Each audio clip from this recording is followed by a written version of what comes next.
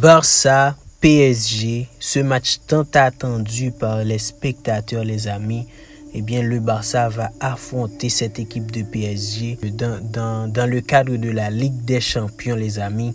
N'oubliez pas que PSG, c'est l'équipe championne en titre. C'était ce match que tout le monde attendait la saison passée, de voir le PSG affronter cette équipe catalane. C'était les deux meilleures équipes sur la saison passée.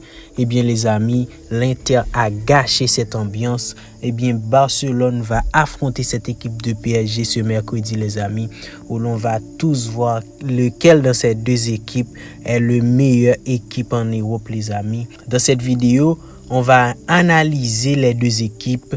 Dans cette vidéo, on va parler des absents concernant les deux équipes. On va analyser leurs performances récentes, leur motivation, les enjeux pour ce match, des analyses tactiques et techniques pour voir comment va se dérouler ce match entre cette équipe de PSG et celui du FC Barcelone, les amis. Sur ce, on vous prie de rester sur la vidéo jusqu'à la fin pour ne rater aucune information concernant ce match FC Barcelone contre le PSG, les amis. Allez-y, commençons.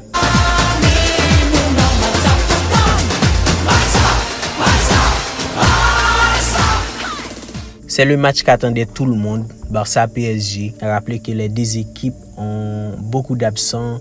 Le PSG est en manque de Dembélé ainsi que de Désiré Doué, de Marquinhos aussi. Il y a d'autres joueurs qu'on a beaucoup de doutes sur leur présence durant ce match classique.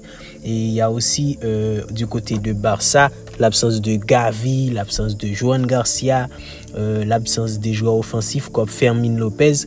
Eh bien, tous ces absents-là nous aident à croire que le banc catalan pourrait manquer de profondeur pour jouer ce match contre le PSG, les amis. Mais le Barça a un atout phénoménal qui est le retour de Lamine Yamal, qui a fait un excellent entrée dans le match contre cette équipe de Real Sociedad.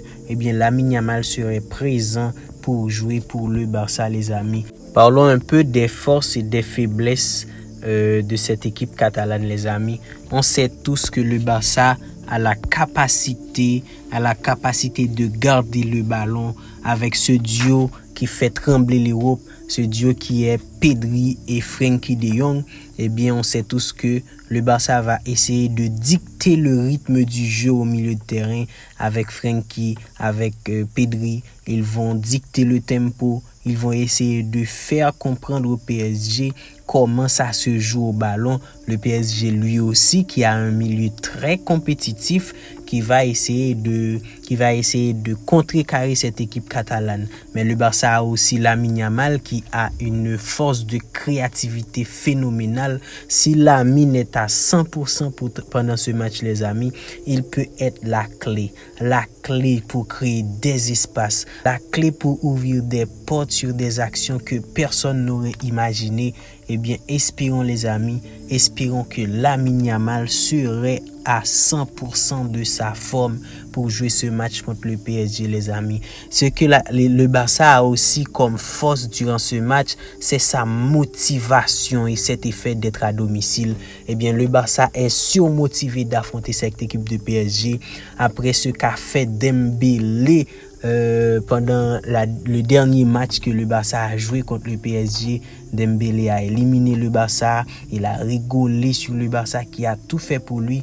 Eh bien, le Barça a la rage de vaincre. Le Barça veut affronter cette équipe de PSG. Le Barça veut battre cette équipe de PSG pour lui montrer leur haine, leur rancune, leurs problèmes envers ces joueurs du PSG. Le Barça a aussi quelques faiblesses. Par exemple, le Barça est en manque de profondeur de banc avec l'effectif qu'a le Barça. On sait que l'équipe manque de profondeur de banc et cela peut pénaliser le Barça parce que si le match est vraiment intense, dès les 60e et les 70e, il serait nécessaire de faire des changements et les joueurs qui vont monter devraient être très forts pour jouer. Et si ce n'est pas le cas, le Barça devrait effondrer puisque le PSG, lui, il y a une profondeur de banc exceptionnelle. Les faiblesses du Barça encore, c'est l'efficacité devant les buts. Le Barça a procuré beaucoup d'occasions, mais n'empêche que le Barça n'a pas marqué beaucoup de buts cette saison. Donc cette efficacité devant le but peut beaucoup pénaliser le Barça contre le PSG, puisque contre les grandes équipes, si vous ne marquez pas, vous allez encaisser et le PSG ne va pas pardonner le Barça. Le Barça va peut-être encaisser s'il n'arrive pas à marquer des buts contre cette équipe du PSG. Le Barça encore a des faiblesses au niveau de la défense, puisque dans les transitions défensives et offensives, dans les contre-attaques, le Barça est vulnérable, les amis, avec cette piège de hors-jeu, cette ligne haute.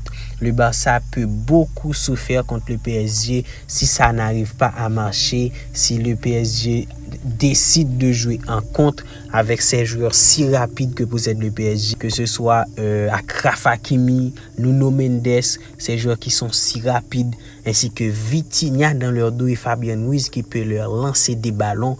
Eh bien le PSG peut beaucoup faire de mal à cette équipe du Barça s'il exploite les espaces que vont laisser les Catalans, s'il utilise les faiblesses catalanes comme leur force. C'est pour cela que le Barça peut utiliser un moyen pour empêcher le PSG de leur lancer des contre-attaques.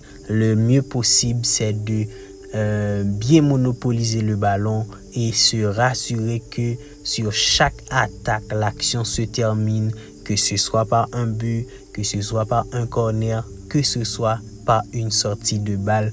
Comme ça, il n'y a pas de possibilité pour que le PSG donne des contre-attaques à cette équipe de Barça. Le PSG lui aussi qui a des faiblesses et qui a des forces aussi. Par exemple, le PSG a comme force des attaques à vitesse, des individualités. Même si Dembélé n'est pas présent, le PSG a beaucoup de joueurs rapides et qui ont beaucoup d'expérience européenne, qui peut faire beaucoup de mal à cette équipe de Barcelone. Et le PSG a la capacité de punir le Barça sur les moindres petites erreurs que peut faire cette équipe catalane. Donc il est très important que le Barça soit prudent contre cette équipe de PSG. En plus des forces, le PSG a ses faiblesses, vu que le PSG a beaucoup de blessés. L'absence de Dembélé pèse beaucoup, l'absence de Joao Neves aussi pèse beaucoup dans la balance, ainsi que l'absence de Désiré Doué qui peut faire beaucoup de mal à cette équipe parisienne. En plus, le PSG aura moins de contrôle sur le ballon contre cette équipe catalane, ce qui est évidemment leur force, mais qui sera leur faiblesse contre le FC Barcelone. Et le PSG sera à l'extérieur, les amis. Le poids d'être à l'extérieur peut fragiliser encore plus cette équipe de PSG. Donc le clé de ce match, les amis, se réside dans les individualités, que ce soit dans les pieds de Barcola, Vitinha, Hakimi, ou que ce soit dans les pieds de Lamine Yamal, de Marcus Rashford, de Rafinha s'il sera titulaire, ou de Pedri. Donc on attend tous de voir comment cela va se passer pour cette équipe de PSG, les amis. Nos pronostics pour ce match. Moi, je vois un match très ouvert entre le Barça et le PSG. Un match qui pourrait se terminer 3-2 pour le Barça, bien sûr. 3-2 pour le Barça contre cette équipe de PSG, puisque je vois le Barça qui peut gagner cette équipe de PSG vu les absents que a cette équipe du Paris Saint-Germain. Donc le Barça pourrait gagner ce match. Et vous, les amis, n'hésitez pas à me dire dans les commentaires combien pensez-vous que le Barça va gagner cette équipe de PSG?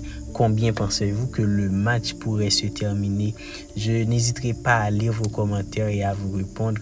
N'hésitez pas, les amis, à vous abonner, à partager la chaîne à d'autres pour ne rater aucune de nos prochaines vidéos. Allez, ciao, à la prochaine. Visca Barça, Visca Catalunya.